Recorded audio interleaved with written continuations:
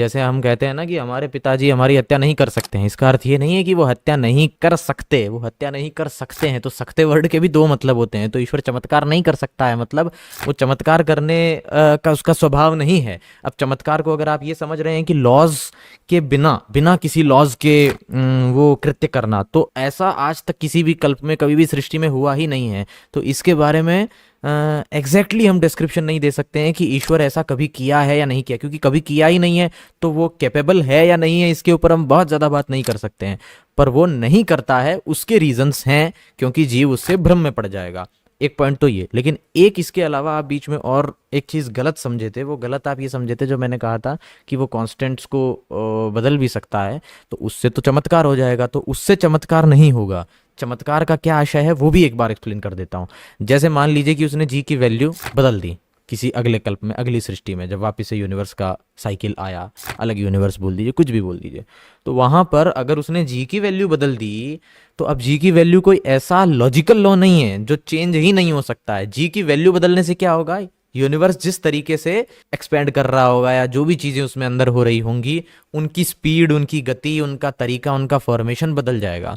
तो जब वो बदल जाएगा तब लाइफ को सस्टेन करने के लिए आपको और भी बहुत सारे कॉन्स्टेंट्स बदलने पड़ेंगे। तो ओवरऑल पूरा पैटर्न जो है वो फाइन ट्यून्ड रहेगा, लेकिन वो एक चीज बदलने पर बाकी सारी चीजें भी बदलनी पड़ेंगी। तो वो चमत्कार में नहीं आएंगी, वो सारी चीजें लॉज में ही आएंगी। लॉ का मतलब है एक व्यवस्था में बंधी हुई पैटर्न, एक व्यवस्था में बंधा हुआ पूरा एक अनुकरणीय सिद्धांत, वो लॉज का मतलब है। चमत्कार में तब मानूंगा जब बिना किसी लॉज के, कोई भी लॉज नहीं है, कुछ भी नहीं है, ऐसे ही बस बन गई सृष्टि, कुछ भी हवा में उड़ रहा है, उसको पता करने पर कुछ भी हमें नियम प्रतीत नहीं हो रहा है। जो नियम का फंडामेंटल आइडिया है ना, कि मनुष्य अपने आसपास ऑब्जर्वेशन करता है इंस्ट्रूमेंट से, कॉग्निशन से, तो उसे पता चलता है कि अच्छा ये ठीक चीज है। ऐसे काम कर रही है। तो किसी इफेक्ट के पीछे उसकी मैकेनिज्म दिखना, यही लॉ है, यही लॉ का ट्रू नेचर है। ईश्वर का जब मैंने हाइपोथेटिकल सिचुएशन लिया, हालांकि ऐसा कभी नहीं हुआ है और न कभी होगा, क्योंकि नियम जो है वो नित्य है, इटरनल है, वो हमेशा से वैसे ही, उसने कभी चेंज ही नहीं किए। लेकिन अगर ईश्वर नियम चेंज करेगा तो तब चेंज करेगा जब प्रकृति अपनी साम्यावस्था में चली गई,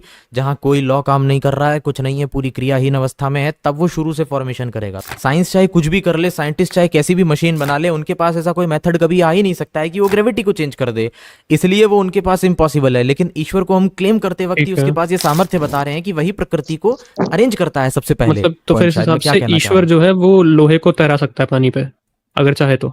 उसके लिए उसको सारे लॉज चेंज करने पड़ेंगे। मिरेकल उसको बोलते हैं कि लॉज वही हैं, लेकिन फिर भी हमने वो चीज कर दी, उसको हम बोलते हैं कि ये मिरेकल है, ये जादू, ये चमत्कार है। लेकिन जिस रीजन से आप कह रहे हैं ना कि लोहा पानी पे नहीं तैरता है, अगर वो रीजन, हम्म। अगर वो लॉज, अगर वो नियम वही अगर चेंज हो रहे हैं साथ में, वही अगर उसकी ट्यूनिंग बदल जा रही है, तो फिर लोहे का पानी पर तैरना चमत्कार नहीं होगा। तो वो चमत्कार मेरिकल वो नहीं है। होगा मेरिकल कि वो है कि सारे लॉज पुराने ही हैं, लेकिन फिर भी वो ऊपर हाँ, तैर रहा है, यही तो जादू है। बहुत सही, आप बहुत सही। एनोलॉजिकल डिफरेंस समझिए कि ईश्वर के केस में उसके पास जो अथॉरिटी है चीजों को चेंज करने की, वो प्रकृति के अधीन नहीं है, उससे हम्म। ऊपर है। वहीं हम अधीन हैं, इसलिए हमारे लिए मेरिकल का डेफिनेशन अलग बना है।